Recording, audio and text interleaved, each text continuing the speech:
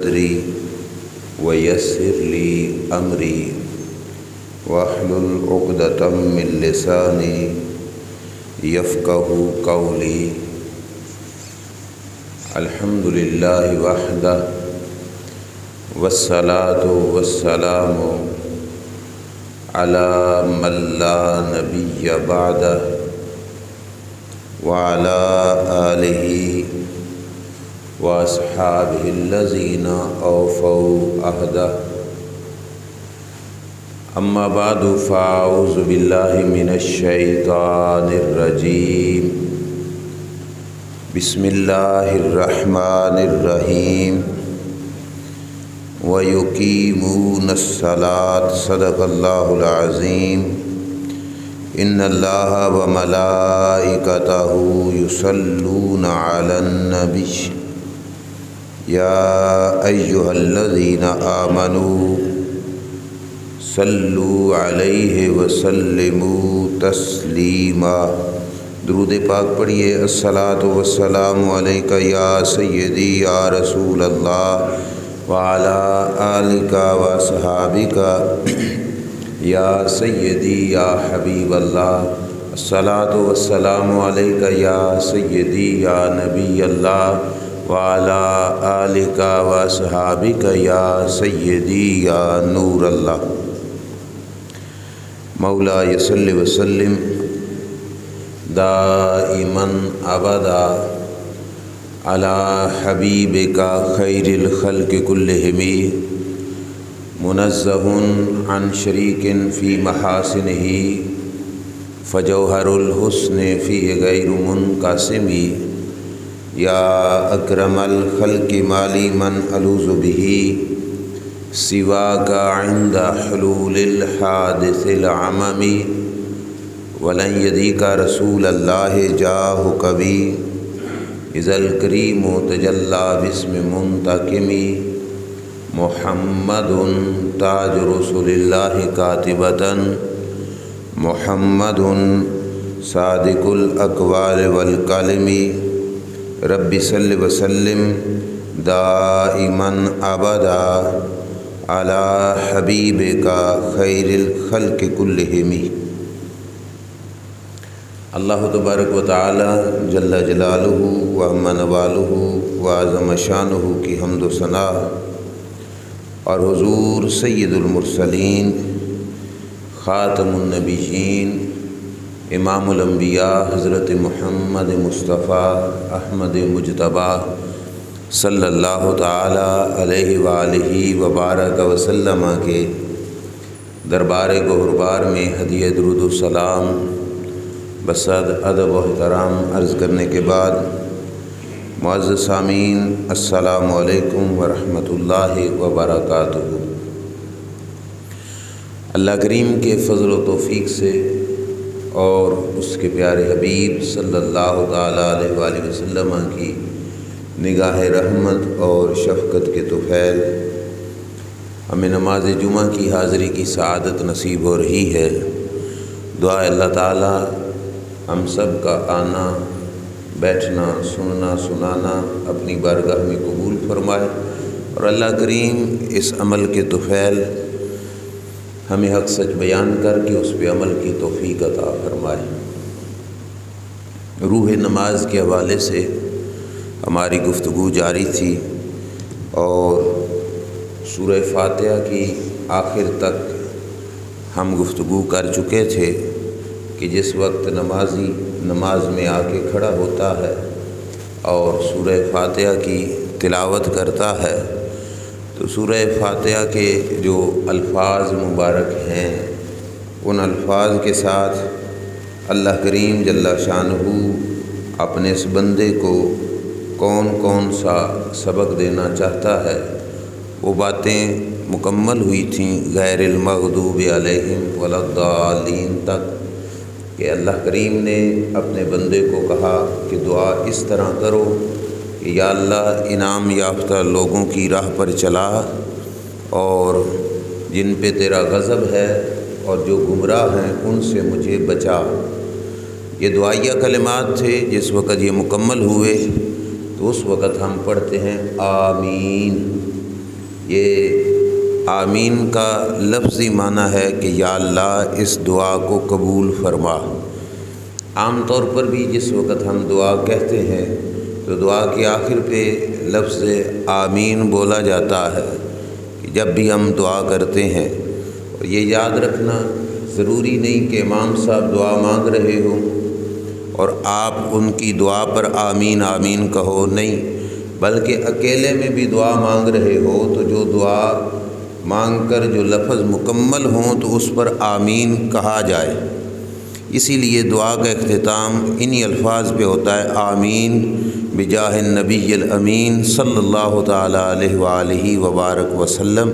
یہ آمین پر جو ختم کرنا ہے دعا کا، یہ حدیث پاک میں ثابت ہے۔ رسول کریم صلی اللہ تعالیٰ علیہ وآلہ وسلم صحابہ اکرام علیہم رضوان کے ساتھ گھر سے نکلے تو سرکار نے ایک شخص کو دیکھا۔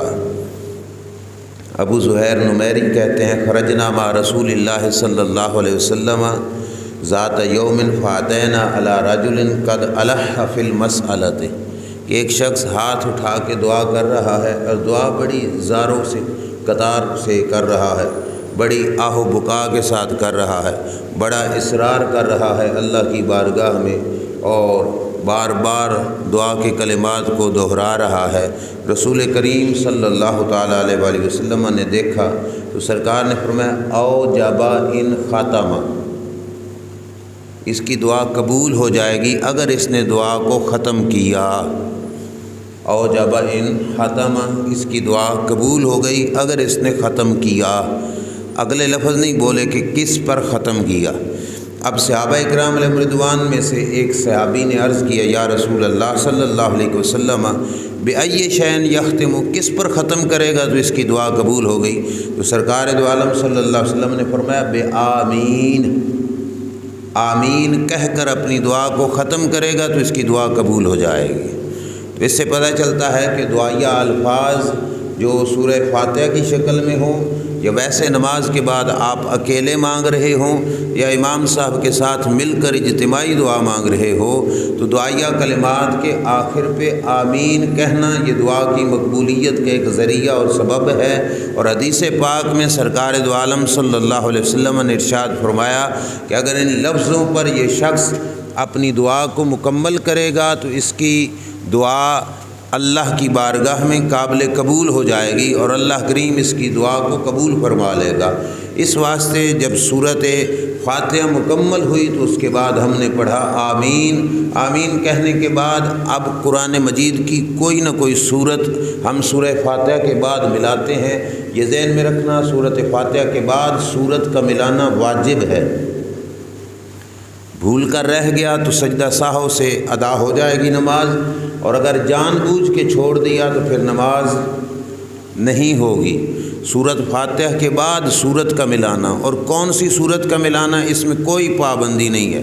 قرآن مجید کے اندر سے جہاں سے آپ کو قرآن مجید یاد ہے وہاں سے آپ کچھ نہ کچھ الفاظ پڑھ سکتے ہو۔ ہاں یہ لمٹ ہے کتنا پڑھنا ہے، اس کے لیے ہے کہ ایک بڑی آیت یا 3 چھوٹی آیتیں، ایک بڑی آیت ہو یا 3 چھوٹی آیتیں ہوں۔ 3 چھوٹی جیسے انا اعطیناک الکوثر فصلی لربک وانحر ان شانئک هو الابتر، یہ 3 آیتیں ہیں۔ ان 3 آیتوں جتنی اگر ایک آیت ہے تو وہ بھی کافی ہے، اور اگر اس طرح کی چھوٹی چھوٹی 3 آیتیں ملا کے پڑھ لیتا ہے تو وہ بھی کافی ہو جائے گی۔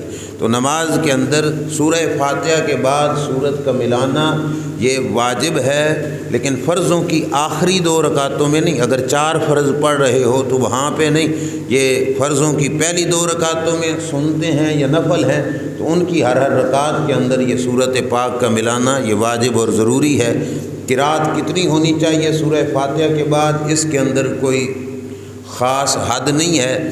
اگر آپ اکیلے پڑھ رہے ہو تب، اپنی نماز پڑھ رہے ہو، اکیلے پڑھ رہے ہو تو آپ کا دل کرے تو بے شک ایک رکعت میں پورا قرآن مجید پڑھ لو، کوئی پابندی نہیں، کوئی حرج نہیں ہے۔ ہاں اس بات کا دھیان رکھنا ہوگا کہ فرض پڑھ رہے ہو تو ٹائم کے نکل جانے کا دھیان رکھنا ہوگا، نفل پڑھ رہے ہو تو بے شک 2 رکعتوں میں آپ پورا قرآن پڑھ دو۔ ایک رکعت میں پورا قرآن مجید مکمل کر دو، 2 میں 2 بار کر دو، اس میں کوئی حرج نہیں۔ ہاں اگر مصلی امامت پہ ہے اور اس کے پیچھے چند لوگ مقتدی بن کر نماز ادا کر رہے ہیں، تب شریعت کا حکم ہے کہ اپنی نماز کو مختصر کرے، جتنا ہو سکے اپنی نماز کو مختصر کرے۔ اور حدیث پاک میں حضور علیہ الصلوۃ والسلام نے آرڈر دیا، فرمایا تمہیں نہیں پتہ کہ پچھلی صفوں میں کوئی مریض ہو، کوئی بیمار ہو، کوئی حاجت مند ہو، کوئی پریشان حال ہو، کوئی مسافر ہو، اس واسطے جماعت کے دوران مختصر سے مختصر قرات کی جائے گی۔ زیادہ سے زیادہ قرات کا شوق ہو تو پھر اپنی نماز جس وقت انسان اکیلے پڑھ رہا ہے اس میں جتنی مرضی قرات کرے، لیکن جماعت کے دورانیے میں انسان کو قرات مختصر کرنی ہوگی۔ اور سرکار کی نماز عام طور پر بہت خفیف ہوتی تھی، اور ایک دفعہ اللہ کے رسول صلی اللہ علیہ وسلم نے اور زیادہ جلدی نماز مکمل کر دی۔ جب سرکار نے سلام پھیرا، صحابہ نے عرض کیا یا رسول اللہ صلی اللہ علیہ وسلم، آج آپ نے بڑی جلدی نماز مکمل کی۔ تو رسول کریم صلی اللہ تعالیٰ علیہ وآلہ وسلم نے ارشاد فرمایا سمعت بکاء الصبی فخشیت ان تفتتن امہ، فرمایا کہ دوران نماز مجھے ایک بچے کے رونے کی آواز آئی، دوران نماز مجھے ایک بچے کے رونے کی آواز آئی، فخشیت ان تفتتن امہ، میں نے جلدی اس واسطے نماز پڑھی کہ یہ نہ ہو کہ اس کی ماں کا خیال اپنے بچے کی طرف نہ چلا جائے، بلکہ وہ اپنی نماز مکمل کر کے خود اپنے بچے کے پاس چلی جائے۔ توجہ ہے نا؟ یہ اس وقت کی بات ہے جس وقت عورتیں بھی مسجد میں آ کے نماز پڑھا کرتی تھیں، بعد میں منع ہو گئی۔ بہرحال یہ بات اس وقت کی ہے کہ سرکار نے ایک بچے کی آواز کو سن کر نماز کو جلدی پڑھا دیا۔ تو امام کا حق بنتا ہے کہ اپنی نماز کو جلدی پڑھائے تاکہ پچھلے لوگوں میں سے کسی کو تنگی پریشانی والا مسئلہ نہ ہو۔ صحابہ میں سے ایک صحابی حضرت معاذ بن جبل رضی اللہ تعالیٰ عنہ، رسول کریم صلی اللہ علیہ وسلم نے ایک علاقے کی امامت حضرت معاذ رضی اللہ تعالیٰ عنہ کو سونپی، اور سرکار دو عالم صلی اللہ علیہ وسلم نے حکم دیا کہ اس علاقے میں آپ نے جماعت کرانی ہے۔ اس علاقے میں حضرت معاذ بن جبل رضی اللہ تعالیٰ عنہ جماعت کراتے تھے۔ عشاء کی نماز کا ٹائم تھا اور حضرت معاذ بن جبل نے عشاء کی قرات میں سورہ بقرہ شروع کر دی۔ سمجھ آ رہی ہے؟ کیا شروع کر دی؟ سورہ بقرہ۔ قرآن کی 114 صورتوں میں سے سب سے بڑی صورت سورہ بقرہ ہے۔ اب سورہ بقرہ کی قرات حضرت معاذ بن جبل نے عشاء کی نماز میں شروع کر دی۔ نمازیوں میں سے ایک نمازی تھے، ان کو خطرہ محسوس ہوا بھئی یہ تو لمبی قرات کریں گے نماز کے اندر، تو انہوں نے نماز اپنی توڑ دی، الگ نماز پڑھی اور گھر چلے گئے۔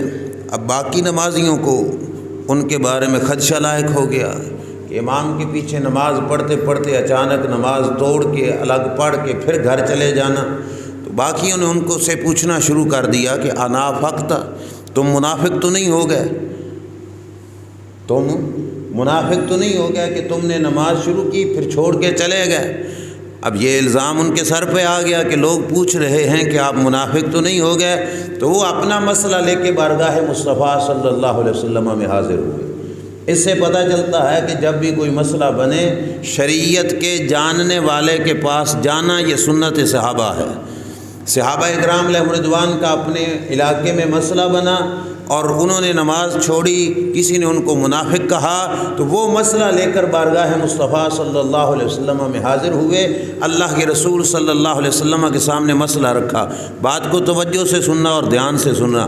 رسول کریم صلی اللہ علیہ وسلم کی بارگاہ میں عرض کرنے لگے یا رسول اللہ صلی اللہ علیہ وسلم، ہم مزدور لوگ ہیں، سارا دن کام کاج کرتے ہیں اور نماز بھی باجماعت ادا کرتے ہیں، نماز پڑھنے کے لیے جاتے ہیں تو حضرت معاذ لمبی لمبی قرات شروع کر دیتے ہیں، تو سارے دن کے تھکے ہارے جسم میں تھکاوٹ اور نقاہت کمزوری یہ محسوس ہو رہی ہوتی ہے، تو لمبی قرات کون کھڑے ہو کے سنے یا رسول اللہ صلی اللہ علیہ وسلم؟ تو پچھلے دن انہوں نے سورہ بقرہ شروع کر دی، تو میں نے سورہ بقرہ کی قرات سنی تو چھوڑ کر میں نے الگ نماز پڑھ لی اور گھر چلا گیا، تو لوگوں نے مجھے منافق کہنا شروع کر دیا۔ اب آپ مسئلہ حل فرمائیے کہ کیا ہے؟ اللہ کے رسول صلی اللہ علیہ وسلم نے امام مسجد کو بلوایا کون تھے؟ حضرت معاذ بن جبل رضی اللہ تعالیٰ، سرکار نے بلوا لیا اور بلوا کے سرکار کے لفظ سے فرمایا معاذ لوگوں کو فتنے میں کیوں ڈال رہے ہو؟ لوگوں کو فتنے سے مراد ہے آزمائش میں کیوں ڈال رہے ہو؟ کتنی لمبی لمبی قرات کیوں کر رہے ہو؟ آج کے بعد نماز میں قرات مختصر کرو، کیونکہ تمہارے پیچھے مجبور، بیمار اور کمزور لوگ بھی ہوتے ہیں کہ یا آپ لمبی قرات کرو تو وہ لمبی قرات میں کھڑے نہیں ہو سکیں گے۔ اس واسطے حکم دے دیا، فرمایا تم میں سے جو شخص امامت کے مصلی پر ہو اسے چاہیے نماز ہلکی ادا کرے، اپنی پڑھنی ہو تو بے شک پورا پورا قرآن ایک ایک رکعت میں پڑھ دے۔ مگر ہمارے ہاں مسئلہ یہ ہوتا ہے کہ الٹی گنگائی بہتی ہے کہ جس وقت ہم امامت کے مصلی پہ ہوتے ہیں تو پھر لمبی لمبی رکعتیں، اور جب اپنی اکیلی پڑھنی ہوتی ہے تو پھر پتہ ہی نہیں ہوتا کہ کتنا ٹائم لگ جاتا ہے۔ میں اپنی آپ بیتی آپ کو سناؤں۔ ایک جگہ پہ نماز مغرب ہم نے ادا کی تو امام کی جگہ پہ کوئی نائب امام مطلب کوئی اور تھا جو اس نے جماعت کرائی مغرب کی نماز۔ کتنی رکعتیں ہوتی ہیں مغرب کی نماز کی؟ 3 رکعتیں ہوتی ہیں۔ 3 رکعتوں پہ اس نے 13 منٹ لگائے۔ کتنے جی؟ 13۔ نماز اوکھی سوکھی مکمل ہو گئی۔ اگلی نماز کا ٹائم آیا، عشاء کی نماز پہ امام اور تھا جو پہلے واقعی تھا، وہ تو اس کی جگہ پہ جماعت کرائی تھی اس نے 13 منٹ والی، اور 13 منٹ والا جو امام تھا وہ عشاء کی نماز میں تھا ہی نہیں۔ اب عشاء کی نماز اس 13 منٹ والے امام نے آ کے اکیلے پڑھی۔ یہ ہماری آنکھوں دیکھی بات۔ عشاء کی کتنی رکعتیں ہیں جی؟ نہیں، ٹوٹل 17 رکعتیں۔ 17 رکعتیں اس درویش نے 7 منٹ میں پڑھ۔ ٹھیک ہے، ہمیں پڑھائیں 3 رکعتیں تو 13 منٹ لگائے، اپنی 17 رکعتیں کتنی 7 منٹ میں پڑھ دی۔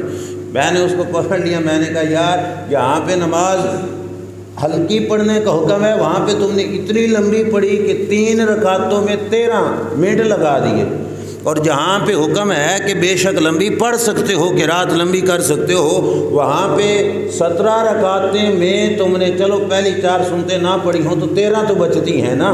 13 رکعتوں میں تم نے 7 منٹ لگائے، ایسا کیوں ہوا؟ تو بہرحال یہ غلط طریقہ کار ہے۔ امام کو چاہیے ہلکی نماز پڑھائے، اپنی پڑھنی ہو تو بے شک اپنا شوق پورا کرے، جتنی مرضی قرات کرے، شریعت اس پہ حرج نہیں لگائے گی۔ اور نبی اکرم صلی اللہ تعالیٰ علیہ وسلم کی کسی نماز میں قرات کا طویل پڑھنا حدیثوں میں ثابت ہے، لیکن وہاں پہ علماء فرماتے ہیں وجہ یہ ہے کہ مصلی امامت پہ اتنی عظیم ہستی کھڑی ہو، رب کے محبوب، اور قرات بھی سرکار فرما رہے ہیں تو پچھلے انوکھ کیڑی، پچھلے کو کون سی مشکل ہوگی؟ اب وہاں پہ پچھلوں کو کوئی دقت مشقت نہیں ہوتی تھی، اور سرکار کے دھیان میں وہ جو ہے حضور کی زیارت بھی کرتے رہتے، ساتھ ساتھ نماز بھی پڑھتے رہتے تھے، تو وہاں پہ معاملہ اور تھا۔ ہمیں جو آرڈر ہے ہمیں اس کی پابندی کرنی چاہیے۔ تو بہرحال مسئلہ یہ ثابت ہوا کہ سورہ فاتحہ کے بعد جو قرات ہے وہ قرآن مجید کی کسی بھی مقام سے کی جا سکتی ہے، لیکن 3 چھوٹی آیتیں اور ایک بڑی آیت کا پڑھنا یہ لازمی اور ضروری ہے۔ اس سے زیادہ ہو جائے تو حرج نہیں، پر امام ہاتھ ہولا رکھے، مختصر طریقے سے نماز ادا کرائے۔ اب نماز کے اندر جب قرات کرتے ہیں تو عام طور پہ ہم سورہ اخلاص ہی پڑھتے ہیں، تو میں اسی کے حوالے سے اپنی بات کو آگے چلاتا ہوں۔ ہم نے پڑھا قل هو اللہ احد، قل اے محبوب آپ کہہ دیجئے، هو اللہ وہ اللہ ہے، احد وہ ایک ہے۔ اے محبوب آپ فرما دیجئے وہ اللہ ہے اور وہ ایک ہے۔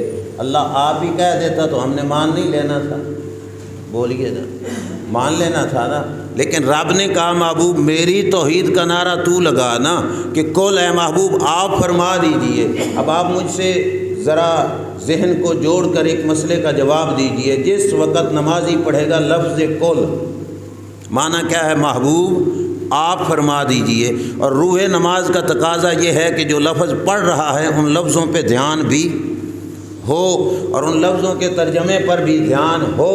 اب جس وقت اس نے لفظ قل کہا رسول کریم کی طرف ذہن جائے گا کہ نہیں؟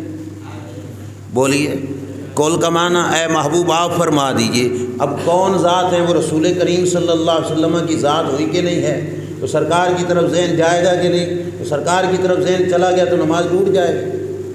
یہ تو روح نماز پوری ہو رہی ہے۔ اللہ چاہتا بھی یہ ہے کہ جو لفظ پڑھ رہا ہے ان کی طرف تیری ذہنی توجہ ہو، تیرے دل کا دھیان انہی لفظوں کی طرف ہو۔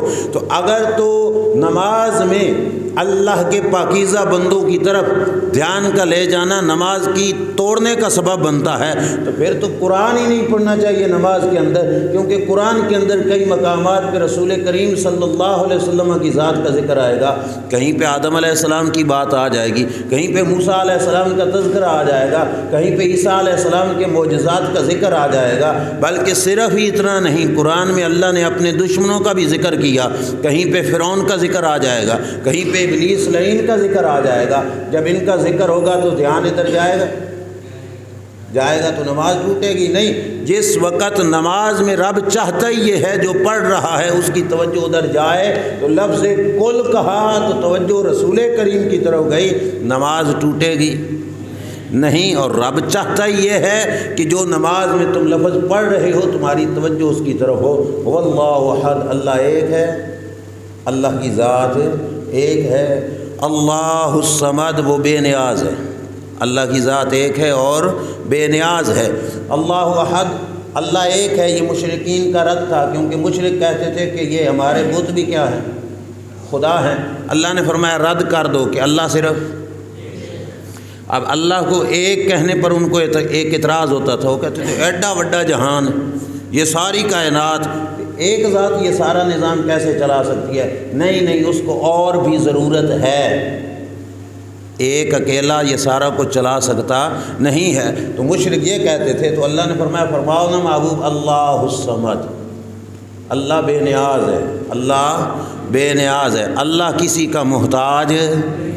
ہم نے چھوٹے سے محلے کا نظام چلانا ہو تو کمیٹی بنتی ہے، 5 6 بندوں پر مشتمل ہوتی ہے، کہ کلے بندے دے واسطہ کام نہیں۔ ہم تو محتاج ہیں کہ اپنے ساتھ ایک اور آدمی ہمارے ساتھ ہو، دوسرا ہو، تیسرا ہو، چوتھا ہو، رب محتاج ہے، اللہ محتاج نہیں۔ اور یہ یاد رکھنا، جو محتاج ہو وہ خدا، جس کو آپ نے محتاج مان لیا وہ خدا نہیں ہو سکتا۔ جو خدا ہے وہ کسی کا محتاج نہیں۔ اللہ الصمد، اللہ کی ذات بے نیاز ہے، اسے کسی کی محتاجی نہیں، اسے کسی کی پرواہ نہیں، وہ بے نیاز ذات ہے، کائنات ساری کا نظام وہ اکیلے خود چلا سکتا ہے۔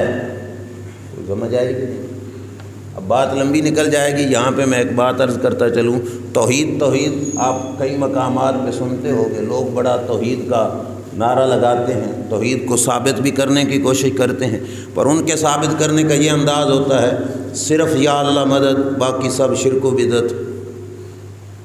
چھوٹے چھوٹے سٹکر چھاپ کے لگا دیتے ہیں دکانوں پہ، زبردستی بھی لگا دیتے ہیں، آ کے رکشوں میں لگا دیتے ہیں، گاڑیوں پہ لگا دیتے ہیں۔ توحید کیا ہے جی؟ صرف یا اللہ مدد، باقی سب شرک و بدعت۔ توحید کیا ہے جی؟ اللہ ایک ہے، 11ویں والا کوئی نہیں۔ توحید کیا ہے جی؟ اللہ ایک ہے جی، کوئی مددگار کوئی نہیں، کوئی غریب نواز کوئی نہیں، کوئی مشکل کشا نہیں ہے، کوئی حاجت روا نہیں ہے۔ ان لفظوں سے بھلا توحید کیسے سمجھ آتی ہے؟ ان کے سامنے یہ بات رکھو، میں آپ کے سامنے رکھ رہا ہوں، آپ کے پاس امانت ہے، ان کے سامنے رکھو کہ جب کافروں نے یہ اعتراض کیا کہ یہ سارا جہان ایک ذات کیسے چلا سکتی ہے، سارے جہان کو ایک ذات سنبھالے، یہ نہیں ہو سکتا، اللہ نے جواب دے دیا اللہ کی ذات بے نیاز ہے، وہ کسی کا محتاج نہیں۔ عقلی روح سے ان کو سمجھانا ہو بھائی ایک ذات سارا نظام چلا سکتی ہے، تو کیسے سمجھاؤ گے؟ کسی کو ذہنی طور پر مطمئن کرنا ہو کہ یہ ساری کائنات ایک ہی ذات چلا سکتی ہے، تو کیسے سمجھاؤ گے؟ اللہ نے اس مقصد کی خاطر کائنات میں بھیجے اپنے رسول، اپنے برگزیدہ بندے، جن برگزیدہ بندوں اور رسولوں کو وہ طاقتیں عطا فرمائیں کہ جہان کے لوگ ان کو دیکھ کے حیران ہو جاتے۔ اللہ بتانا یہ چاہتا تھا ان کے ذریعے سے، یہ میرے بنائے ہوئے بندوں کی یہ طاقت ہے، تو رب کی کتنی بڑی طاقت ہو۔ کوئی سمجھ آئی کہ نہیں آئی؟ شاید میں نہیں سمجھا پایا کہ اللہ کے ولیوں کی کرامات، اللہ کے نبیوں کے معجزات، یہ کس خاطر ہیں کہ رب اپنی توحید سمجھانا چاہتا ہے اپنے بندوں کو۔ جو لوگ اس شک میں گزرتے ہیں کہ وہ ایک ذات سارے جہان کا نظام کیسے چلا سکتا ہے، تو ان کو دیکھ لینا چاہیے انبیاء، مرسلین، اللہ کے نیک بندے، کہ ان کے پاس طاقتیں کتنی زیادہ ہیں۔ اگر اللہ کی بنائی ہوئی مخلوق کے پاس اتنی طاقت ہے تو رب کے پاس کتنی طاقت ہو۔ سلیمان علیہ السلام نے چیونٹی کی آواز سنی کہ نہیں سنی؟ نا، میں تفصیل میں نہیں جاتا، صرف اشارہ۔ چیونٹی کی آواز سنی، کئی میلوں دور سے سنی، آواز سن لی سلیمان علیہ السلام نے۔ اس بات کا انکار کوئی مکتبہ فکر کا بندہ نہیں کر پائے گا، ٹھیک ہے، سوائے ملحد کے، کیونکہ جو قرآن کو ہی نہیں مانتا وہ تو ملحد ہے۔ ملحدوں کو پھر ہم جواب اور طریقے سے دیں گے۔ جو قرآن کو مانتا ہے اس سے پوچھو، سلیمان علیہ السلام نے چیونٹی کی آواز سنی، اور کتنی دور سے، میلوں دور سے چیونٹی کی آواز کو سن بھی لیا، سمجھ بھی لیا۔ آپ چیونٹی کو پکڑ کے کان میں بھی ڈال دو، پتہ چلے گا کیا بول رہی ہے؟ نہیں پتہ چلے گا۔ خوردبینیں تیار ہو گئیں، آج تک سائنس فیصلہ نہیں کر سکی کہ چیونٹی قدم اٹھا کے چلتی ہے یا قدم گھسیٹ کے چلتی ہے، یہ فیصلہ نہیں ہو سکا۔ اللہ نے بتا دیا، تمہاری سوچیں، عقلیں، تمہاری سمجھیں جہاں پہ انتہا کو پہنچ جاتی ہیں، میرے نبی کی طاقت اس سے بھی بلند و بالا ہے، اور میرا نبی میرا بنایا ہوا ہے۔ جس کے بنائے ہوئے میں اتنی طاقت ہے، بنانے والے کا کیا کمال ہوگا؟ توحید اس رنگ میں بیان کرو نا۔ اب سرکار دو عالم صلی اللہ تعالیٰ علیہ وآلہ وسلم زمین پہ کھڑے ہو کے آسمان کے چاند کو اشارہ کیا۔ مکہ کے کافروں نے معجزات طلب کیے نا سارے، حضور علیہ الصلوۃ والسلام نے معجزات دکھائے، انہوں نے کہا یہ تو زمین پہ سارے ہی چلا لیتے ہیں، اگر یہ سچا نبی ہوا تو اس کا طاقت کا اثر کہاں تک جائے گا؟ آسمانوں پہ جائے گا۔ انہوں نے چاند توڑنے کا مطالبہ کر دیا۔ سمجھ آئی کہ نہیں؟ تھوڑی جی توجہ میری طرف رکھنا، میں بات کو سمجھا لوں گا۔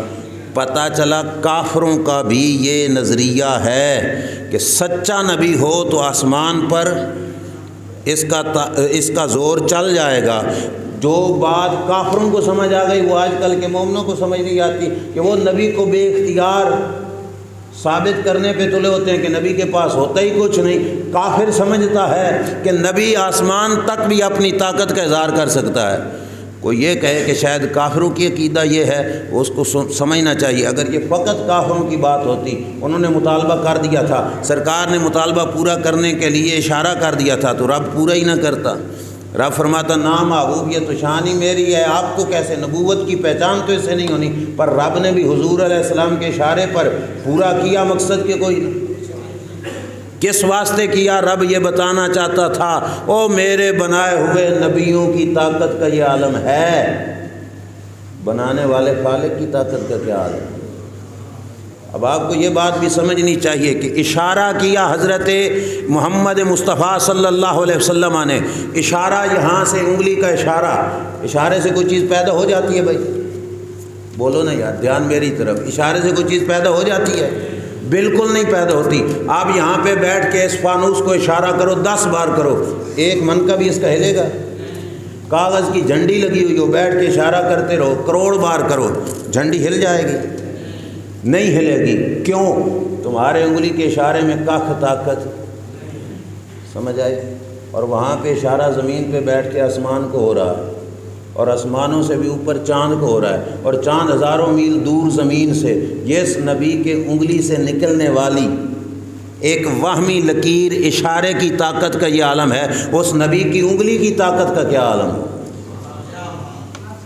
سمجھ آئی کہ کوئی نہیں آئی؟ ہم سے توحید بیان کرواؤ، ہم بیان کریں گے جس رب کے بنائے ہوئے بندے کی، جس رب کے بنائے ہوئے بندے کی انگلی کے اشارے کی طاقت کا یہ عالم ہے، اس کے بنانے والے رب کو اللہ الصمد نہیں کہا جا سکے گا۔ ہم تو آسانی سے سمجھا لیں گے، ہمارا عقیدہ یہ ہے کہ نبیوں کے پاس یہ طاقت ہے، اور ہم نبیوں کو اللہ کی مخلوق سمجھتے ہیں، خدا نہیں سمجھتے۔ ہم یہ کہیں گے وہ جس کی مخلوق اتنی پاورفل ہے، وہ بنانے والی ذات کی طاقتوں کا کیا حال ہوگا؟ وہ زمین پہ بیٹھ کے اشارہ کریں، ان کے اشارے سے چاند 2 ٹوٹے ہو جائے، چاند چر جائے اور زمین پہ آ جائے، پھر اشارہ کریں اور چاند جڑ جائے۔ جس کے بندے اتنی طاقتور ذات ہیں، وہ رب کتنی طاقت والی ہستی ہو، تو ماننا پڑے گا نا، وہ اللہ الصمد ہے، وہ بے نیاز ہے، یہ جہان سارے کا نظام چلانے میں اسے کسی کی محتاجی نہیں ہے۔ اللہ الصمد، آگے کیا کہا؟ لم یلد ولم یولد، نہ وہ کسی کا بیٹا نہ اس کا کوئی بیٹا، لم یلد ولم یولد، نہ وہ کسی کی اولاد نہ اس کی کوئی۔ یہ بھی اللہ نے مشرکین کا رد کیا، یہودیوں کا رد کیا، عیسائیوں کا رد کیا کہ اللہ اولاد سے، اس کی کوئی اولاد بھی، اولاد کی ضرورت بھی تب پڑتی ہے جب بندہ محتاج ہو، جو محتاج نہیں اسے اولاد کی ضرورت بھی۔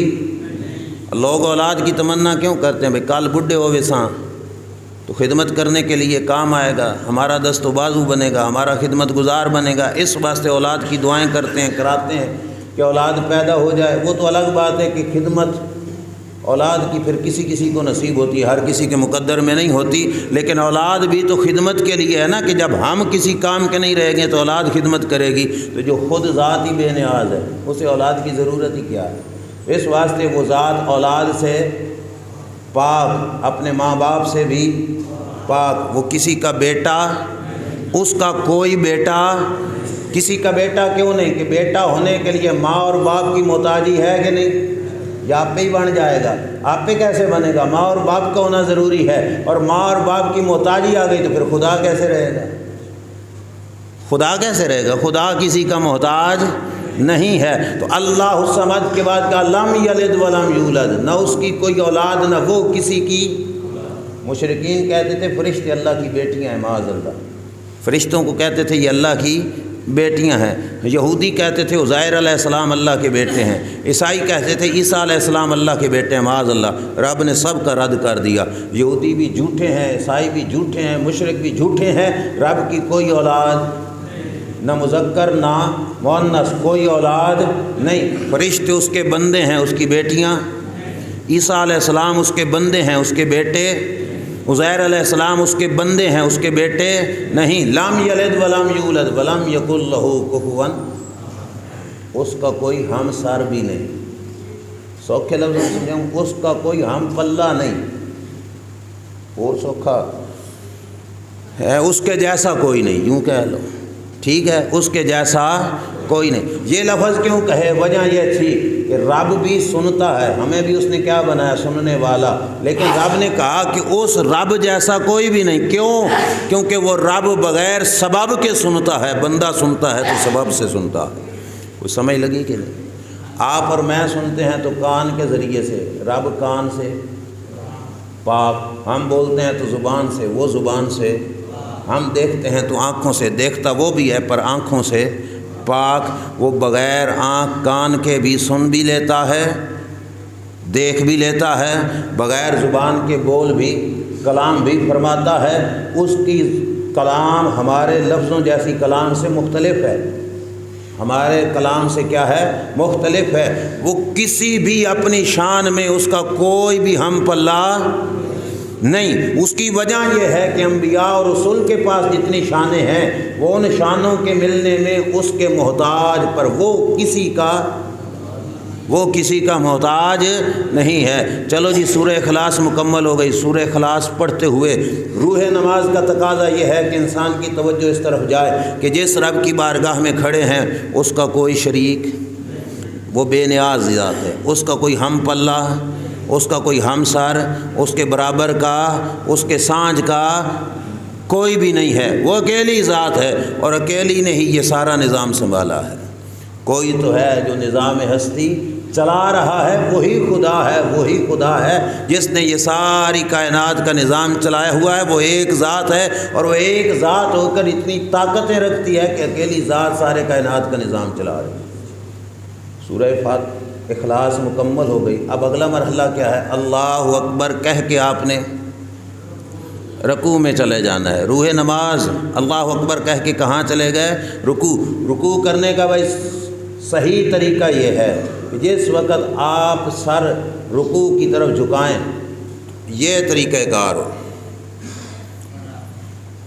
آپ کا پچھلا دھڑ یوں سیدھا، اور یہ بیٹھنے والی جگہ سے لے کر سر تک کا جو معاملہ ہے وہ بھی بالکل سیدھا، یہ پشت بالکل برابر ہو، سر انسان کی سرین سے یعنی مقعد سے بیٹھنے والی جگہ سے نیواں نہ ہو اور نہ ہی اونچا ہو، سر اس کے بالکل برابر ہو، سیدھی پشت کے ساتھ رکوع کرنا، اور رکوع کا لفظی معنی ہے جھکنا، اور پورا رکوع اس وقت پایا جائے گا جس وقت انسان کے ہاتھ انسان کے گھٹنوں تک پہنچ جائیں گے، اور ہاتھوں کے ذریعے اپنے گھٹنوں کو یوں پکڑ لینا ہے، گھٹنوں کو یوں پکڑ لینا ہے۔ اب یہ کچھ عاجزی ہو گئی، جھک گیا کس کی خاطر؟ یہ وہی بندہ تھا جو محلے کے کسی رئیس کے سامنے بھی نظریں ہی نہیں جھکاتا تھا، ٹھیک ہے، مار بھی کھا لیتا پر نظریں بھی، چھوٹے چھوٹے بال بھی ہوں گے نا ضدی، کہ استاد کہہ بھی صحیح ہو تھلے تک مار کھا لیتے ہیں پر نظر بھی نہیں جھکاتے، پر وہی بندہ جب رب کی بارگاہ میں آیا تو پورا سر جھکا دیا، اپنا آدھا بدن جھکا کے کھڑا ہے، اور پڑھ کیا رہا ہے؟ سبحان رب یل، سبحان رب یل، 3 بار کم از کم، 5 بار درمیانہ درجہ، 7 بار، 11 بار، 9 بار، آپ پڑھ سکتے ہو زیادہ، لیکن امام صاحب کا حق ہے کتنی بار کہے؟ 3 یا 5 بار، زیادہ لمبا رکوع نہ کرے تاکہ مقتدیوں کو مشقت نہ ہو۔ سمجھ آئی کہ نہیں؟ 3 بار یا 5 بار کہے، اور اس کے بعد سر کو اٹھا لے اور کہنا کیا ہے؟ سبحان رب یل عظیم، یا سبحان رب یل، رکوع ہو چل رہا ہے نا، سبحان رب یل، ترجمہ کیا ہے؟ سبحان پاک ہے، ربی میرا پالنے والا، میرا، العظیم بہت بلند ہے، بہت بڑا ہے، بہت، میرا پالنے والا جو بہت بڑا ہے وہ پاک ہے، وہ ہر اس شے سے جو اس کی شیان شان نہیں، اس سے کیا ہے؟ وہ پاک ہے۔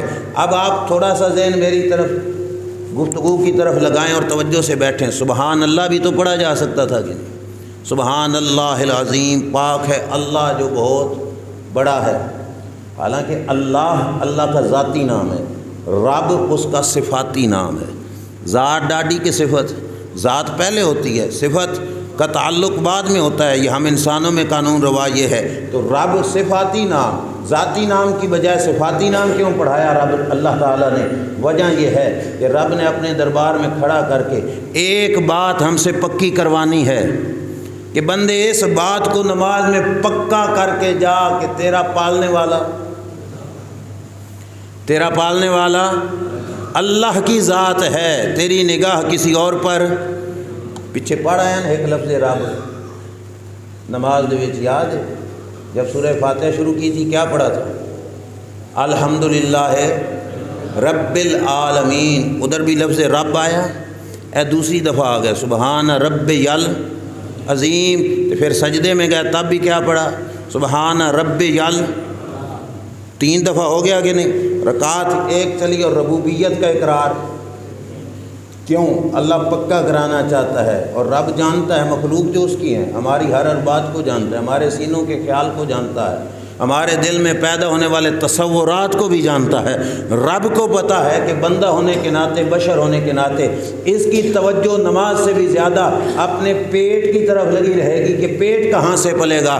رب نے کہا بندے نماز میں یہ بات تو پکی کر کے جانا کہ تیرے پیٹ کا بندوبست اس کے ذمہ کرم پہ ہے، تجھے کسی کی چاپلوسی کی ضرورت نہیں، تجھے کسی کے سامنے سر جھکانے کی ضرورت، کسی کے سامنے بندگی کا اظہار کرنے کی ضرورت نہیں، کوئی روٹی دے یا نہ دے تیرے رزق کا بندوبست اللہ نے کرنا ہے۔ پکا ہو جا کہ تیرا پالنے والا اللہ ہے، اور ہر عیب سے وہ کسی کو بھی محتاج نہیں ہونے دے گا، مطلب رزق کے معاملے میں کسی کو کسی کے در پہ نہیں، وہ اپنے در پہ محتاج فرمائے گا کہ میرے در کا سوالی بن میرے بندے، جس در پہ تھوڑ کوئی نہیں، جس در پہ تھوڑ، جس در سے کسی اور در پہ جانے کی ضرورت نہیں پڑے گی۔ در در کے دھکے کیوں کھاتا ہے، لوگوں کی جھڑکیاں کیوں سنتا ہے، لوگوں کی خوشامدیں کیوں کرتا ہے؟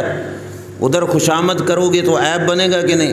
لوگ عیب لگا دیتے، فلانا بندہ بڑا خوشامدی ہے، ایویں تے رب دی تعریف کرو تو عیب بن سی ہے، شان بول پو شان بن سی نا۔ تو رب کیا چاہتا ہے بھائی بندیاں دی تعریف خوشامد کے طور پر کر کے عیب اور دھبا لگوانے کی کیا ضرورت؟ آنا میری شان بیان کر، شان بیان کرے گا تو دھبا نہیں، الٹا تیری بھی شان بن جائے گی، اور میری شان بیان کرے گا تو اللہ تبارک و تعالیٰ فرماتا ہے کہ جس تیری زبان سے لفظ نکلیں گے اس سے بڑھ کر میں تجھے عطا فرماؤں گا۔ کیا کہا؟ سبحان رب العظیم، اللہ کی ذات پاک ہے، اللہ کی ذات پاک ہے، بہت بڑی ذات ہے، میرا پالنے والا بھی وہی ہے، ہمارے رزق اس کے دست قدرت میں ہے، کسی بندے کے ہاتھ میں۔ ہمارا روڈوں پہ سفر ہوتا ہے اکثر اوقات، ایک بات ہم نے پڑھی، ویسے ٹرکوں کے پیچھے ہے اور بات بڑے کمال کی ہے، وہ کہتے ہیں لکھا ہوا ہوتا ہے نصیب سے زیادہ اور قسمت سے پہلے کسی کو نہ ملتا ہے نہ ملے گا۔ ایس گل تے پکے ہو جاؤ تو بڑی بات ہے جی۔ انسان کی جتنا مقدر ہو نصیب ہو اس سے زیادہ تے جدن ملنا ہوئے اس تو پہلے بھی نہیں ملتا۔ دو ہاتھ سے چھوڑو، بے شک چار ہاتھوں سے کام شروع کر دو، نصیب سے زیادہ نہیں ملے گا، اور وقت مقرر سے پہلے بھی نہیں ملے گا۔ جب دینا چاہے گا تمہاری سوچ سے بھی ہٹ کر عطا فرمائے گا۔ وَيَرْزُقْهُ مِنْ حَيْثُ لَا يَحْتَسِبُ، قرآن ہے، رب فرماتے ہیں میں رزق اپنے بندوں کو وہاں سے دیتا ہوں جہاں پہ ان کو گمان بھی نہ ہو، جہاں پہ ان کا تصور بھی نہیں ہوتا، وہاں سے عطا فرما دیتا ہوں، پر شرط یہ ہے کہ اس کے در پہ لو تو لگائے، سمجھے تو صحیح کہ میرے پالنے والی ذات وہ ہے۔ جس فیکٹری میں ملازمت کرتا ہے اگر اس کو سمجھے کہ یہ میری رازق ہے، یہیں سے مجھے رزق ملے گا، یہ مجھے جائز و ناجائز جو کہیں میں ان کی مانوں گا، لے بھائی پھر رازق کس کو مانا ہے؟ اس نے اس فیکٹری کو مانا ہے نا۔ رب کس کو مانا؟ اس فیکٹری کو مانا بیٹھا ہے نا بھائی، رب کو مان، رب پالنے والی ذات، اس کی ذات کو مان، اور پھر دیکھنا کہ اس کے دست قدرت میں کتنی طاقتیں ہیں، وہ تیرے مقدر کا رزق تجھے کہاں سے عطا فرماتا ہے۔ سیدنا ابراہیم خلیل اللہ علیہ السلام کا زمانہ تھا اور دور، حکومت پہ کون تھا؟ نمرود راشن تقسیم کرنے لگا تو گھر میں ابراہیم علیہ السلام کے راشن کوئی نہیں تھا۔ گھر والی نے کہا آپ بھی گٹو لے کے جاؤ، آٹا لے کے آؤ، نمرود دے رہا ہے لوگوں کو۔ ابراہیم علیہ السلام نے کہا میری تو دی، ٹھیک ہے مخالفت چل رہی ہے تو میں کیسے جاؤں؟ انہوں نے کہا دے جو رہا ہے تو آپ جائیں۔ بس اللہ کی حکمت تھی، جس حکمت کے تحت رب ذوالجلال یہ دکھانا چاہتا تھا۔ ابراہیم علیہ السلام نے کہا بھائی آٹا دے، تو اس نے کہا سجدہ مجھے کر دو تو تمہیں بھی آٹا مل جائے گا۔ سیاسی پارٹیوں کا یہی ہوتا ہے نا، کسی کی کوئی مدد کرنی ہو تو پہلے اپنا مفاد پورا کرایا پھر مدد کی، تو اس نے کہا پہلے مجھے سجدہ کرو پھر تو یہ آٹا دوں گا۔ ہووے اللہ دا نبی تو کسی غیر کو سجدہ کر سکتے ہیں؟ اور بولیے اے تے اللہ تعالیٰ نے فضیلت ہے ہم گناہگاروں کو بھی عطا فرمائی، پاویں جیڈا ہی غریب ہوئے کروڑوں روپیہ اس کے قدموں میں رکھ دو اور کہو بت کو سجدہ کرے گا بھلا؟ کبھی نہیں کرے گا۔ ہم گناہگار ضرور ہیں پر اس ماتھے کی عزت کسی غیر کے سامنے نہیں بکنے دیں گے۔ یہ ماتھا فقط جھکے گا تو رب ذوالجلال کے دربار میں جھکے گا۔ عبادت کس کی؟ فقط اللہ کی کرنی ہے۔ ابراہیم علیہ السلام نے کہا بھئی آٹا نہیں دینا تو نہ دے، پر سجدہ صرف تجھے سجدہ۔ اس نے کہا ٹھیک ہے پھر توڑا اپنا گٹو خالی لے جاؤ۔ ابراہیم علیہ السلام نے خالی گٹو اٹھایا، راستے میں خیال آیا بھئی یکدم خالی گٹو لے کے جاؤں گا تو بی بی پریشان ہو جائے گی، بھئی گئے بھی تھے اور واپسی پہ بھی خالی اور گھر میں تھا ہی کچھ نہیں، تو روٹیاں کیسے بنائیں گی؟ تو ابراہیم علیہ السلام نے نا راستے سے گٹو ریت کا بھر لیا۔ کس کا؟ ریت بھر کے لے گئے، بھئی چلو وقتی طور پہ مطمئن ہوگی بعد میں سمجھا لوں گا بی بی کو کہ یہ مسئلہ تھا۔ ریت کا گٹو لیا، کندھے پہ رکھا، گھر جا کے کونے میں رکھ لیا اور خود آرام فرما ہو گئے، لیٹ گئے، سو گئے۔ جب آنکھ کھلی تو زوجہ محترمہ نے چھبی میں یا کسی برتن میں روٹیاں پکی ہوئی اور ساتھ سالن وہ خدمت میں پیش کیا، بھائی حضرت کھائیے۔ آپ کی توجہ ہے؟ آٹا گارے تھے، ابراہیم علیہ السلام سو کے اٹھے تو بیوی نے پکی پکائی روٹیاں پیش کر دی۔ ابراہیم علیہ السلام نے کہا پہلے تو کہہ رہے تھے کہ گھر میں آٹا ہی نہیں ہے تو اب یہ روٹیاں کہاں سے آئیں؟ تو زوجہ مسکرا کے کہنے لگی آپ پہ ہی تے لے آئے سو،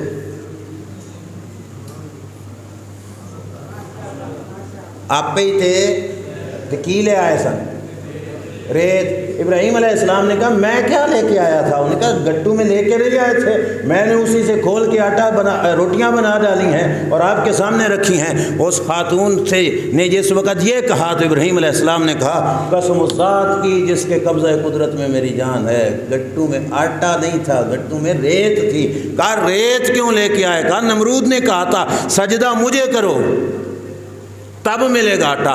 میں نے کہا سجدہ تجھے پالنے والی ذات وہ ہے، تجھے سجدہ نہیں کروں گا، روٹی وہ دے گی ہماری قسمت کی، اور میں نے تیرا دل بہلانے کے لیے راستے سے ریت بھری تھی۔ تو زوجہ نے کہا پھر جس کی خاطر سجدہ نہیں نہ کیا وہی ذات ریت کو آٹا بھی بنا سکتی۔ سبحان رب العظیم، وہ پالنے والی ذات بیارہ عیب سے پاک ہے، اس کو کسی قسم کی کوئی کمی، کوئی دنیا بھر کا بڑا محکمہ ہو تمہیں اللہ رسول کی مخالفت کی دعوت دے کہ تمہاری نوکری ملازمت تب برقرار رہے گی۔ میں اکثر خطابات میں یہ کہتا رہتا ہوں بڑی قسمت ہے ایسا موقع کسی کی زندگی میں بن جائے کہ ایک طرف اس کی کروڑوں روپے کی ملازمت ہو، کاروبار ہو، سارا کچھ ہو، دوسری طرف حضور کی شریعت کھڑی ہو، سرکار کی ذات اقدس کھڑی ہو، یا رب ذوالجلال کا دین متین اسے بلا رہا ہو، ٹھوکر مار کے بلا رب کے سنگ رل تو جائے، پھر دیکھے کہ رب کرم نوازیاں کتنی فرماتا ہے، اللہ تعالیٰ اس بندے کو سنبھالتا کیسے ہے، اللہ اس بندے پہ کرم نوازی کیسے کرتا ہے۔ اور بڑا فراڈیا ہے وہ کہ جو نماز میں بار بار کہے کہ میرا پالنے والا وہ ہے، اور نماز سے باہر نکل کے سوچے کہ میری دکان مجھے پالتی ہے، میرا کاروبار مجھے پالتا ہے، میری ملازمت مجھے پالتی ہے، مجھے فلاں پارٹی پالتی ہے۔ نہ بھائی، کوئی بھی پالنے والا نہیں، سب سے بڑی ذات پالنے والی جو ناراض ہو گیا۔ اور یہ بھی بڑی پیاری بات ہے کہ لوگ تمہیں رزق دیتے ہیں، جب ان کی فیکٹری میں ملازمت کرو، کام کرو، یہ چھٹیاں کیتیاں دے، کوئی نہیں لبنا۔ یہ وہ ذات ہے جو اسے سجدہ کرے اسے بھی دے دیتا ہے، جو نہ کرے اسے بھی دے دیتا ہے۔ بس فرق یہ ہے کہ اپنوں کو دیتا ہے انعام کے طور پر، دوسروں کو دیتا ہے آزمانے کے طور پر۔ اپنوں کو دیتا ہے انعام بنا کر، کیا تیرا انعام ہے کہ تو نے سارے جہان سے توڑ کر میری بارگاہ میں تعلق جوڑا ہے، اور دوسروں کو دیتا ہے آزمائش بن جاتی ہے ان کے لیے۔ فرق یہ ہے، لیکن دیتا ان کو بھی ہے، دیتا اپنوں کو بھی ہے۔ رزق کا دروازہ گناہ کی وجہ سے کسی پہ بند، ایسا چوکھے سجدے کر دیں، کتنی ساری نمازیں پڑھ، لیکن دروازہ رزق کسی پہ بند۔ بڑا کریم ہے، بڑا رحیم ہے، لیکن یہ سوچ لو کہ دور ہٹ کے مل رہا ہے، قرب میں چلے جائیں گے تو بند کر دے گا اور زیادہ دے گا نا۔ اس کی مخالفت کر رہے ہیں پھر بھی مل رہا ہے، اگر اس کی تابع داری کریں گے تو پھر زیادہ نہیں ملے گا۔ گنتی کو زیادہ نہ سمجھا کرو، یہ بہت بڑا دھوکہ ہے۔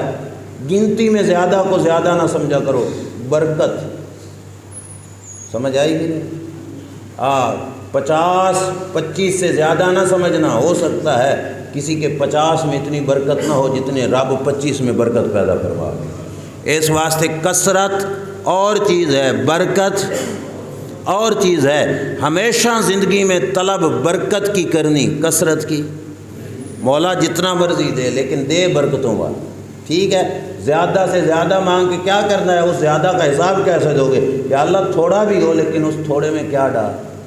برکت ڈال۔ یہ وہ زیادہ دے دے اور لگ جائے ہسپتالوں میں، اللہ معاف کرے، کہیں لگ جائے کہیں لگ جائے۔ جو ہوئے تھوڑا وہ بھی مقدر میں قسمت والی جگہوں پہ لگے، ٹھیک ہے؟ اس تھوڑے سے ہی رب حج کرا دے، ٹھیک ہے؟ تو اس واسطے اللہ سے برکت کی طلب کرنی ہے۔ چلو جی، سبحان ربی العظیم میں یہ تصور رکھنا ہے کہ میں جس بارگاہ میں سر جھکا چکا ہوں وہی ذات مجھے پالنے والی ہے، وہی ذات مجھے پالنے والی۔ سجدے رکوع سے سر اٹھایا تو کیا پڑھا؟ سمع اللہ لمن حمدہ۔ اللہ اپنی تعریف کرنے والے کی تعریف کو سن لیتا ہے، اللہ تعریف کرنے والے کی تعریف کو سن لیتا ہے، یہ کہا۔ اور آگے پھر کیا پڑھا؟ ربنا لک الحمد۔ ربنا، اے عام طور پہ ہم یہی لفظ پڑھتے ہیں، لیکن ان لفظوں میں کچھ حدیث پاک میں زائد لفظ بھی ہیں، ملاؤ گے تو ثواب بڑھ جائے گا۔ اگر پڑھو گے ربنا ولک الحمد تو ثواب اور زیادہ، ٹھیک ہے؟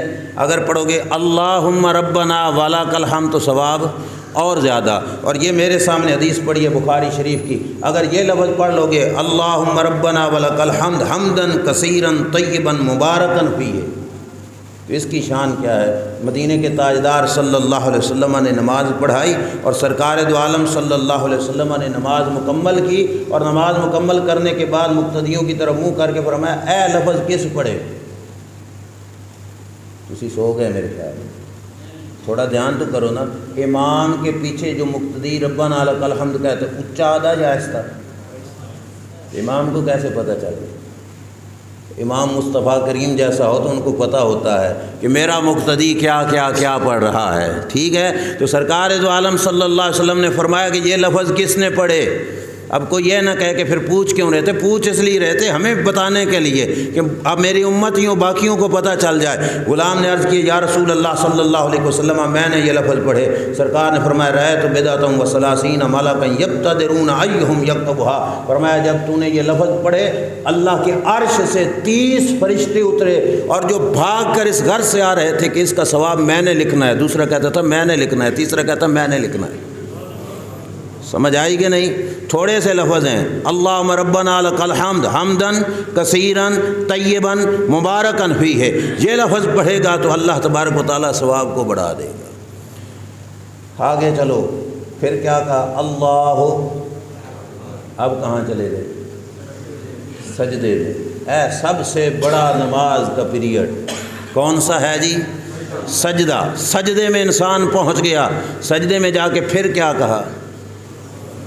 سبحان رب یل، میرا پالنے والا بہت بلند ہے جی، بہت بلند ہے جی، اس کا کوئی برابری کرنے والا اتنا بلند ہے کہ اس کی بلندیاں کسی کے خیال میں بھی آ سکتی نہیں، بڑا بلند ہے میرا پالنے والا۔ یہ تو اپنی ٹور ہے نا مومن کی، کہ کافر کا بھروسہ اور ہے، مومن کا بھروسہ رب کی ذات پر ہے، اور مومن کہتا ہے میرا پالنے والا بہت، اور پڑا کہاں پہ ہے؟ سجدے میں۔ یہ بات ذہن میں رکھنا، سجدے کے لیے 7 ہڈیوں کا زمین پہ لگنا لازمی ضروری ہے۔ سرکار نے خود فرمایا کہ امرت ان اسجد علی 7 اعاظم، مجھے 7 ہڈیوں پہ سجدہ کرنے کا حکم دیا گیا، 2 ہڈیاں پاؤں کی، 2 گھٹنوں کی 4، 2 ہاتھوں کی 6، ناک اور ماتھا 1 شمار کیا گیا کیونکہ چہرے پر ہی ہے، تو یہ دونوں ملا کے ایک حکم میں کتنی بن گئی؟ 7۔ یہ 7 ہڈیاں فرش یعنی زمین پہ لگیں گی تب سجدہ ہوگا، اگر ایک بھی گھٹ گئی تو سجدہ۔ بہت بڑی غلطی کرتے عموماً لوگ، اور ائمہ مساجد بھی غلطی کر بیٹھے، سجدے میں گئے تو پیر اپنے اٹھا لیے زمین سے، سجدہ ہی نہیں ہوا، جب سجدہ نہیں ہوا تو نماز ہی کوئی نہیں۔ ٹھیک ہے، اس بات کا صحیح دھیان رکھنا کہ دوران سجدہ زمین پر پیر ٹکے ہوئے ہوں، اگر پاؤں نہیں ٹکیں گے تو 7 ہڈیاں کیویں پوریاں ہو سکیں؟ ٹھیک ہے، تو 7 ہڈیوں کا زمین پہ لگنا سجدے میں لازمی اور ضروری ہے۔ اور سجدے میں ماتھا، انسان کے پورے وجود میں سب سے عزت کی جگہ ماتھا، اور کل مخلوق سے سب تو ماڑی زمین، ہر کسی کے پاؤں کے نیچے آنے والی، لیکن اس کی ذات کی خاطر ہم نے اپنا ماتھا زمین پہ ٹیک دیا، اس کی خاطر ہی ٹیکیا نا، اور بھلا کوئی ساڑی آنکھ جھکا کے دکھائے، ٹھیک ہے، لوگوں کی ضد ہوتی ہے، لیکن رب کی خاطر کوئی چودھری ہے، کوئی ملک ہے، کوئی کتنا ہی بڑا ہے، اپنا ماتھا زمین پہ ٹیک کے کہتا ہے سبحان ربی الاعلی۔ علامہ اقبال نے بڑی پیاری بات کی تھی، کہا یہ ایک سجدہ جسے تو گراں سمجھتا ہے، 1000 سجدوں سے دیتا ہے آدمی کو نجات۔ اب وقت آخر پہ پہنچ گیا، میرا دل تھا میں اس پہ کچھ زیادہ بات نہیں کرتا، لیکن بہرحال جو اہم ہیں وہ میں آپ کو اشارتاً بتا کے جاؤں گا۔ ایک سجدہ جسے تو گراں میں نا بھاری سمجھتا ہے، 1000 سجدوں سے دیتا ہے آدمی کو نجات۔ اے ایک رب اگے کر لے تو دنیا داروں کے سامنے 1000 بار جھکنے سے بچ جائے گا۔ آئی سمجھ گئی؟ ہم نے اس کا در چھوڑا، اس واسطے ہمیں در پہ سر جھکانے پڑ گئے، کبھی کسی کی خوشامد، کبھی کسی کی، کبھی کسی کی، کبھی کسی کی، اور کسی کی خوشامد کی کیا ضرورت؟ ماتھا اس دربار میں جھکانا جس کے جیسا ہے ہی کوئی نہیں، جو اللہ الصمد ہے، ٹھیک ہے، کہ اس کے جیسا کوئی بھی نہیں ہے، اس کے دربار میں اپنا ماتھا جھکا، تجھے 1000 سجدوں سے نجات مل جائے گی، کسی کی خوشامد کی، چاپلوسی کی ضرورت ہی نہیں پڑے گی، اللہ عزتیں بھی بچائے گا اور اللہ تعالیٰ مقدر کا رزق بھی عطا فرمائے گا۔ یہ ایک سجدہ جسے تو گراں سمجھتا ہے، جس کو بھاری سمجھتے ہو وہ سجدہ کرو گے تو اللہ کریم نجات دے گا۔ بس آخر پہ مجھے ایک بات بتائیے، 2 سجدے مکمل ہو جائیں تو رکعت مکمل ہو جاتی ہے۔ اب ایک بات آپ نے بتانی ہے کہ ایک رکعت میں قیام ایک ہے یا 2؟ بولو رکوع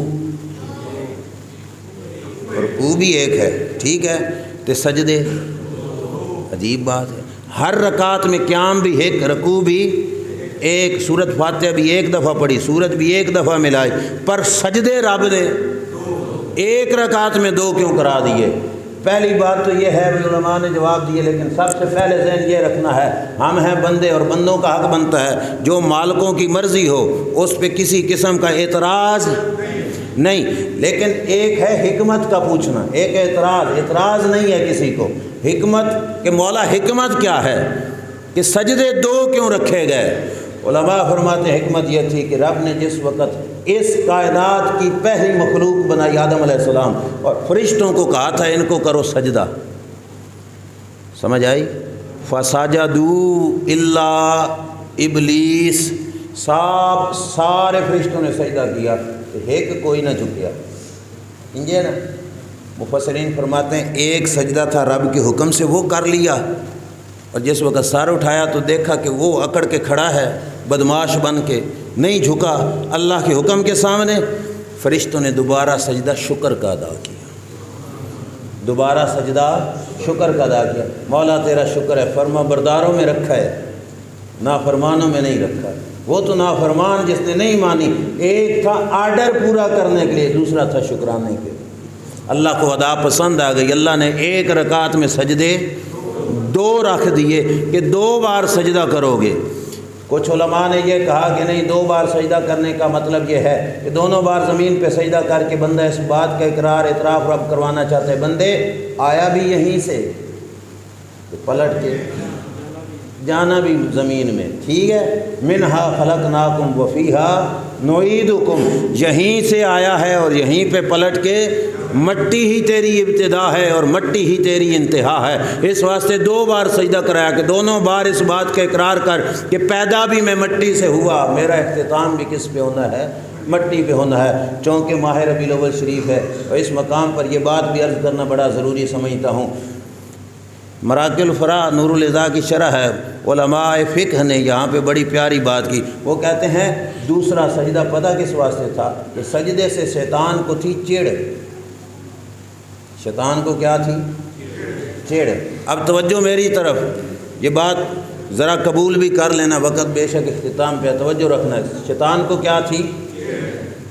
اس نے آدم علیہ السلام کو سجدہ، موسیٰ علیہ السلام کے دور میں جب ٹور پہ جا رہے تھے راستے میں ملا، موسیٰ علیہ السلام سے کہا روزانہ ہی رب سے باتیں کرتے ہو، ایک میری سفارش کر دے ہونا، اللہ میری توبہ قبول کر لے، مجھے معاف کر دے، ویسے ہی اس نے اپنی طرف سے بات ڈال دی، رب کی بارگاہ میں موسیٰ علیہ السلام نے کہا کہ اے اللہ وہ کہتا ہے کہ میری سفارش کر دو، میری توبہ قبول، اللہ فرماتا ہے میں کر لوں گا توبہ قبول، پر میری ایک شرط ہے، کہا کیا؟ میں آدم کی قبر پہ سجدہ کر دوں، آدم علیہ السلام کی مزار پہ سجدہ کر دے نا، اتھو ہی چیڑ کھا دی سی، کہ اب آدم علیہ السلام کی مزار پہ، موسیٰ علیہ السلام نے شیطان کو آ کے بتایا، اس نے کہا جیندے نو کیتا نہیں،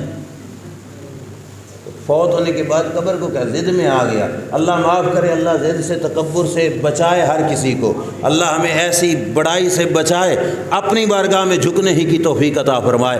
تو شیطان نے چڑ کی، علماء فرماتے ہیں 2 بار سجدے رب نے اس واسطے کرایا کہ جڑا چڑھدا نہ انہوں ہور چڑھاؤ۔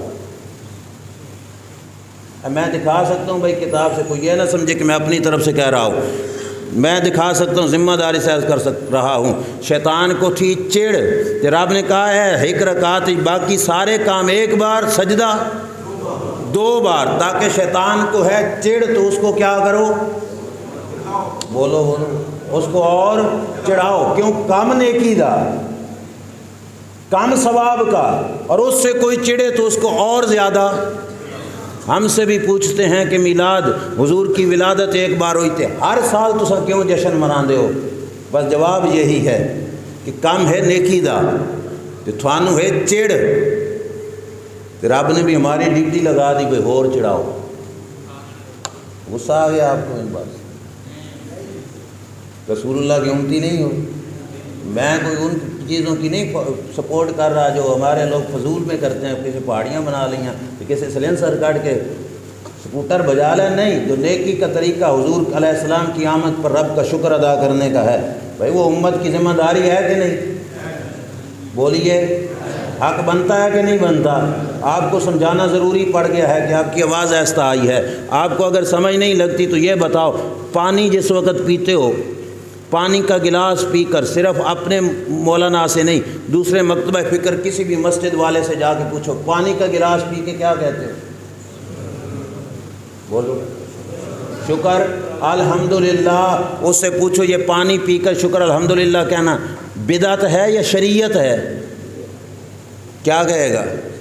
شریعت ہے، ثواب دا کم ہے۔ تو اب اس سے سامنے ہاتھ جوڑ دو، کہو مولانا تیرے نزدیک پانی کا گلاس قیمتی ہے کہ محمد مصطفیٰ کی ذات قیمتی ہے؟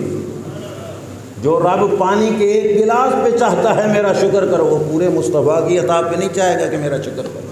رب تو چاہتا ہے میرا شکریہ ادا کرو، بلکہ یوں کہیں گے پانی کا گلاس پی کے ایک بار شکر الحمدللہ، اور رسول اللہ کے ملنے پر خربوں بار الحمدللہ، پھر بھی حق ادا۔ اور پتہ لگا دوجا سجدہ کیوں؟ شیطان کو چڑھانے کے لیے روزانہ کر دو ایک کام، تسی صرف مجھے نہیں کہنا کہ فتنہ ڈال رہا ہے، یا تے سجدہ ہک کر دو، یہ کام سارے ہی کرتے ہیں، کیوں؟ شیطان کو چڑھانے کے لیے۔ کہ آخری بات اور بڑی پیاری بات ہے کہ شب معراج جس وقت اللہ کے رسول صلی اللہ علیہ وسلم معراج پہ تشریف لے کے گئے، فرشتے حضور علیہ السلام کے استقبال میں کھڑے تھے۔ میں نے شروع میں بتایا تھا اے ساری اجتماعی عبادت رب نے صرف ہمیں عطا فرمائی ہے، ورنہ فرشتوں میں کوئی فرشتہ قیام میں ہے اسے ساری زندگی رکوع نہیں ملے گا، کوئی رکوع میں ہے ساری زندگی اسے قیام نہیں ملے گا، کوئی سجدے میں ہے ساری زندگی اسے قیام اور رکوع نہیں ملے گا۔ اللہ نے ہم پہ کرم کیا کہ ہمیں ساری عبادت سمیٹ کر اکٹھی عطا فرما دی۔ سرکار معراج پہ گئے، جو فرشتے رکوع میں تھے نا، انہوں نے سرکار دو عالم صلی اللہ علیہ وسلم کی زیارت، حضور کی زیارت، سرکار کی زیارت کر کے کہا چلو رب دا شکر ادا کریے۔ ایک سجدہ انہوں نے کیا، کنہوں نے؟ جو کس میں تھے؟ رکوع میں۔ آگے سرکار گئے تو کچھ تھے قیام میں، سمجھ آئی؟ انہوں نے سرکار کی زیارت، تو انہوں نے کہا چلو مصطفیٰ کا دیدار ہو گیا صلی اللہ علیہ وسلم، اب بھی رب کا شکر کرتے ہیں۔ قیام والوں نے بھی سجدہ کیا، رکوع والوں نے بھی، کتنے ہو گئے؟ دو۔ اللہ نے فرمایا دوئیں نماز وچ رکھ دو۔ کتنے رکھا دیے؟ دونوں سجدے نماز کے اندر رکھا دیے، دو سجدے۔ اور یہ سجدہ وہ ہے کہ جتنا انسان رب کی بارگاہ میں جھک جائے گا، اللہ دنیا میں اسے اتنا ہی بلند فرما دے گا۔ خواجہ غلام فرید کوٹ مٹھن والے بزرگ وہ فرماتے تھے کہ ٹوپی میلی تے صابن تھوڑا، مل مل کے ہن دھو فقیرا، اور بھی نیواں ہو فقیرا، اور بھی نیواں ہو فقیرا۔